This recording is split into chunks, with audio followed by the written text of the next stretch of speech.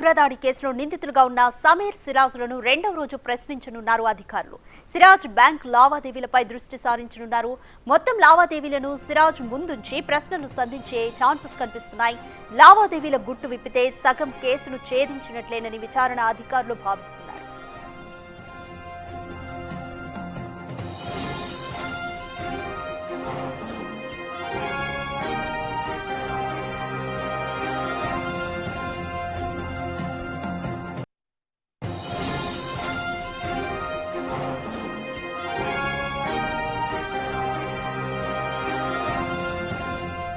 మొదటి రోజు విచారణలో సిరాజ్ సమీర్లపై ప్రశ్నల వర్షం కురిపించారు. ఎన్ఐఏ, ఏటీఎస్, లోకల్ పోలీస్ అధికారులు 12 మంది టీంగా ఏర్పడి విచారణ చేస్తున్నారు. ఇద్దరిని వేరువేరు గదుల్లో ఉంచి పలు ప్రశ్నలు అడిగారు. అహీం గ్రూప్ లో సిరాజ్ కీలక మెంబర్ కావడంతో అధికారులంతా అతనిపైనే ఫోకస్ చేశారని తెలుస్తోంది. అహీం గ్రూప్ తో అంతర్జాతీయ ఉగ్రవాద సంస్థలకు సంబంధాలు ఉన్నాయా అనే దానిపై ఆరా తీస్తున్నారు. అధికారులు ఏమడిగినా తనకేమీ తెలియదన్నట్లుగా సిరాజ్ బిహేవ్ చేస్తున్నట్లు సమాచారం. తనకు అసలేమీ గుర్తు లేదన్నట్లుగా జవాబిచ్చాడు. అధికారులు ఆధారాలు చూపించగా దీంతో పొంతనలేని సమాధానాలు చెప్పారు.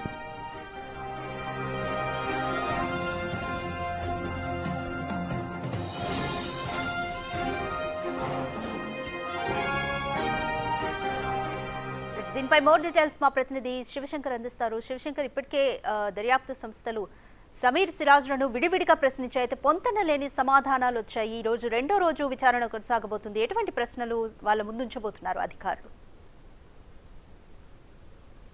రాధిక, ఇప్పుడే సిరాజ్ సమీర్లకు సంబంధించి మొదటి రోజు విచారణ పూర్తయింది. రెండో రోజు విచారణ మరికొద్దిసేపట్లో ప్రారంభం కాబోతుంది. అయితే మొదటి రోజు విచారణకు సంబంధించి పూర్తిగా అటు సిరాజ్, ముఖ్యంగా సిరాజ్పై పూర్తి స్థాయిలో ఎన్ఐఏ అధికారులు దృష్టి పెట్టినట్టు తెలుస్తుంది. ఎన్ఐఏ డీఎస్పీ ప్రత్యేకించి సిరాజ్ని మొదటి రోజు పూర్తి స్థాయిలో విచారించినట్టు తెలుస్తుంది. ముఖ్యంగా ఎందుకంటే ఈ యొక్క అహీం గ్రూప్ కావచ్చు, ఈ ఉగ్రవాద సంస్థకి ఈ సౌదీ అరేబియా నుంచి హ్యాండ్లర్ నుంచి వచ్చిన ఆదేశాల మేరకు ఉగ్రవాద సంస్థకి ఇన్స్టాగ్రామ్ గ్రూప్ కూడా మొత్తం అంతా కూడా సిరాజ్ కీలకంగా ఉన్నాడు. ఎందుకంటే సమీరు సిరాజ్ని యొక్క ఉగ్రవాదం భావజాలను తీసుకొచ్చినప్పుడు కూడా సిరాజే మొత్తం ఈ గ్రూప్ అంతట్లో కీలకంగా ఉన్నాడు. కాబట్టి సిరాజ్ పైనే పూర్తి స్థాయిలో ఎన్ఐఏ అధికారులు దృష్టి పెట్టారు. అదేవిధంగా యాంటీ టెర్రరిస్ట్ స్క్వాడ్ కూడా పూర్తిగా సిరాజ్ పైన దృష్టి పెట్టినట్టు తెలుస్తుంది. అయితే మొదటి రోజు విచారణలో భాగంగా కేవలం ఆయన యొక్క బాల్యం, అదేవిధంగా కుటుంబ సభ్యులతో ఆయన యొక్క బంధుత్వం, బాంధవ్యాలు, అదేవిధంగా స్నేహితులతో ఏ విధంగా ఉండేవాడు, విద్యాభ్యాసం ఎక్కడ సాగింది, ఏ విధంగా సాగింది దానిపై పూర్తి స్థాయిలో దృష్టి సారించింది. ఎందుకంటే ఇప్పటికే కొత్త వలసలో సిరాజ్ చదువుకున్న ఇంజనీరింగ్ కాలేజ్ కూడా వెళ్ళడం జరిగింది. అక్కడ కూడా కొన్ని కీలకమైన ఆధారాలు సేకరించి దాని ప్రకారం కూడా సిరాజ్ని విచారణ చేసినట్టయితే మనకి చాలా స్పష్టంగా తెలుస్తుంది. మరోవైపు మనం చూసుకున్నట్లయితే ఏదైతే అహీం సంస్థ ఉందో, అహీం సంస్థకి అంటే అంతర్జాతీయ ఉగ్రవాదుల సంస్థలతో సంబంధాలు ఉన్నాయో, లేదంటే ఓన్లీ ఇది సౌదీ హ్యాండ్లర్ నుంచి వచ్చినటువంటి ఆదేశాల మేరకు కేవలం దీన్ని స్థాపించారనే దానిపై కూడా పూర్తి స్థాయిలో విచారణ జరుపుతున్నారు. ఎందుకంటే అంతర్జాతీయ ఉగ్రవాద సంస్థలతో దీనికి ఏమైనా సంబంధం ఉంటుంది, ఇది చాలా తీవ్రతరమైన విషయంగా దీన్ని పరిగణించే అవకాశం ఉంది. సో మరోవైపు మనం చూసుకున్నట్లయితే ఏదైతే అహీం సంస్థలో ఉన్న సభ్యులందరూ కూడా ఎక్కడెక్కడ ఉన్నారు, ఏ విధంగా పరిచయం అయ్యారనే దానిపై కూడా ఎన్ఐఏ అధికారులు పూర్తి స్థాయిలో దర్యాప్తు చేపట్టే అవకాశం కనిపిస్తోంది. మరోవైపు మనం చూసుకుంటే ముఖ్యంగా అన్నింటికి సంబంధించి అసలు నిధులు ఎక్కడి నుంచి సేకరిస్తున్నారు, ఏదైతే సిరాజ్కి డీసీసీబీ బ్యాంకులో ఉన్నటువంటి అకౌంట్లకు సంబంధించి ఆర్థిక లావాదేవీలకు సంబంధించి పూర్తి స్థాయిలో సమాచారం రాబట్టే అవకాశం కనబడుతుంది. ఎందుకంటే ఆర్థిక లావాదేవీలకు సంబంధించి నిధులు ఎక్కడెక్కడి నుంచి సమీకరిస్తున్నారో ఒక క్లారిఫికేషన్ వచ్చినట్లయితే పూర్తి స్థాయిలో కేసును ఛేదించే అవకాశంగా మొదటి నుంచి కూడా ఎన్ఐఏ అధికారులు ఇదే విషయంపై దృష్టి పెట్టి, ఎందుకంటే ఇప్పటికే మనం చూసాం డీసీబీ బ్యాంక్ వెళ్ళి మొత్తం ఆయన అకౌంట్స్ అన్ని సీజ్ చేశారు. మొత్తం అదేవిధంగా జాతీయ బ్యాంకులతో కలిపి మొత్తం 10 అకౌంట్లు ఉన్నప్పటికీ 10 అకౌంట్లు కూడా పూర్తి స్థాయిలో సీజ్ చేశారు. ఎందుకంటే ఆర్థిక లావాదేవీలకు సంబంధించి, ఎందుకంటే ఇంటర్నేషనల్ టెర్రరిస్ట్ గ్రూప్ నుంచి ఏమైనా ఆర్థిక అంటే నిధులు ఏమైనా సేకరిస్తున్నారా, ఓన్లీ సౌదీ అరేబియా నుంచి మాత్రమే నిధులు వస్తున్నాయనే దానిపై పూర్తి స్థాయిలో దృష్టి కేంద్రీకరించారు. ఎందుకంటే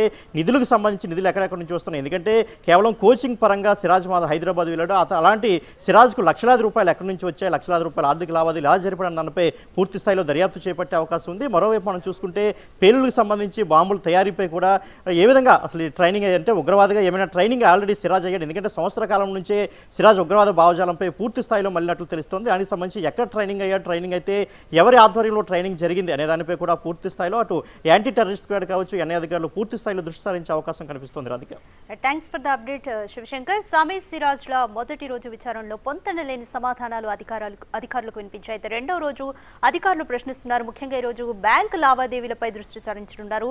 ఎందుకంటే బ్యాంకు లావాదేవీల గుట్టు విప్పితే మొత్తంగా సగానికి పైగా ఈ కేసును ఛేదించినట్లే అవుతుందని అధికారులు అయితే